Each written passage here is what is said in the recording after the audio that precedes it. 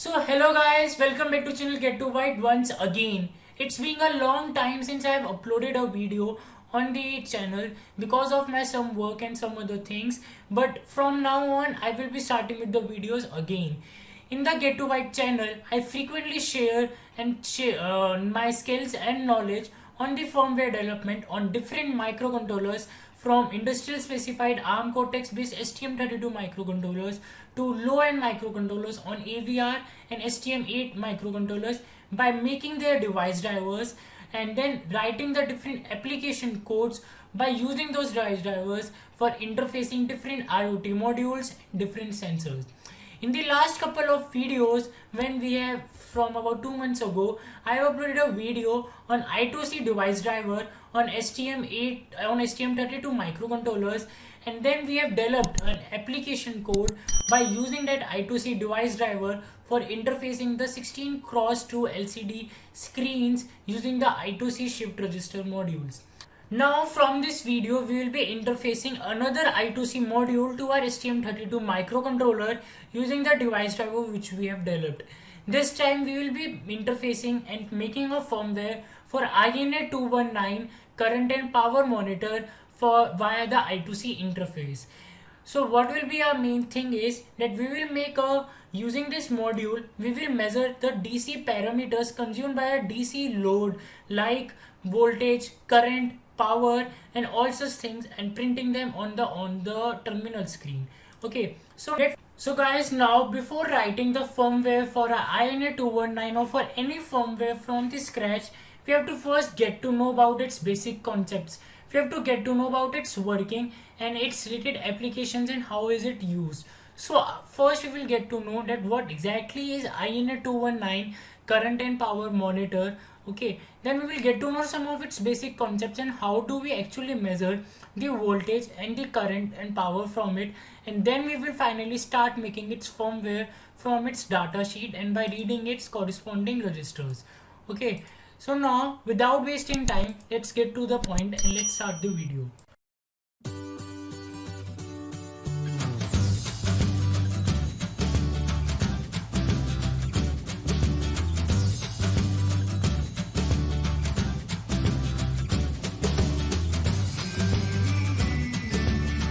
So guys, now INA219 is a current sense amplifier with an I2C or SMPS compatible interface.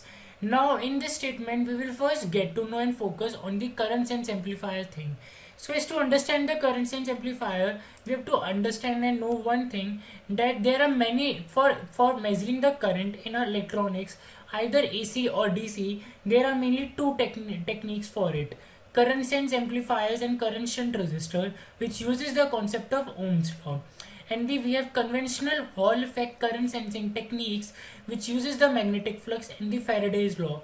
This technique, Hall effect, is mainly used for DC, for higher ampere DC parameters, that is greater than 100 ampere of DC current, or for the AC current measuring techniques.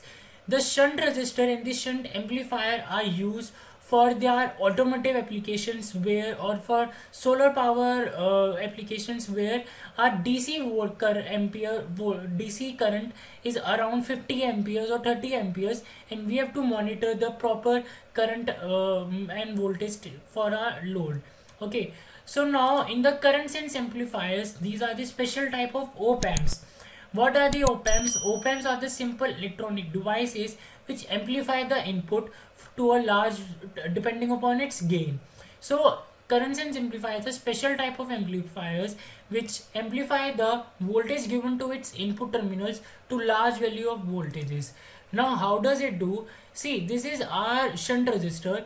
Now shunt resistor is of very low value, very low value, and we connect our load in series with this shunt resistor. Now across the shunt resistor we connect our current sense amplifier, which is our op-amp. Now important thing here to understand is that the shunt resistor is of very low resistance value, because of which the current will follow the least resistive path, and this shunt resistor is always connected in series with my load.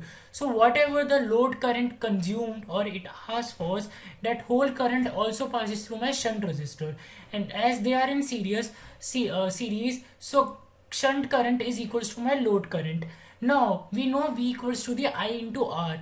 I here it can be very high because of the load current. Okay, so these shunt resistors, and as I power is equals to the I square into R, so these shunt resistors should have very high power ratings so that they can sustain high current values.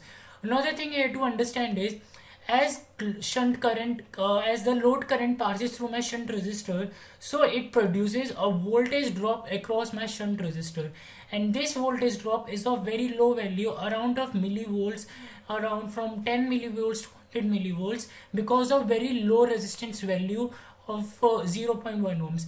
So now this small voltage which is being produced across the shunt resistor, that is amplified to my op amp, and it is amplified to the large voltage value.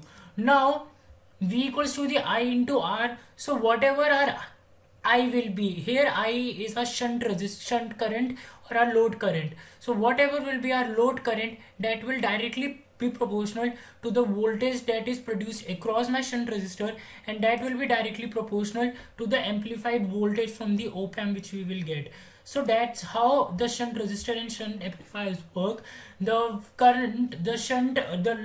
load current is directly proportional to my voltage drop across my shunt resistor, and that voltage drop is amplified by the current sense amplifier. And then by after the current sense amplifier, we have the ADC, which convert the analog values of my voltage to proper digital values, and then we can get them from the accessing proper I2C registers via the I2C protocol. Okay, so that's the basic working about the INA 219, and how does the current sense amplifiers and shunt resistors are combined and made to use for our DC power monitoring applications. Now we will get to know about the INA 219 pin out. So INA 219, it is an 8 pin 219, it's an 8 pin IC. Okay, so this is R in the center. This is the INA 219 current sensor module, which has onboard shunt resistor of value R100, that is 0.1 ohms, and this is our INA 219 chip. Okay, 8 pin chip, and across it are these some extra resistors for its extra circuitry. And now and this is our pin out. Now in the INA 219 there are two analog input pins, which are V in positive and V in negative, that are the actual pins of our op amp, that is the current sense amplifier, which are the pins of our op amp, from where we get which is directly connected across my shunt resistor. Okay, so V in positive is connected to positive side of shunt resistor, and V in negative is connected to the negative side of shunt resistor. Then we have ground and VCC pins, and the SCL and SDL lanes for our I2C communication. And we have the AD0 and AD1 pins.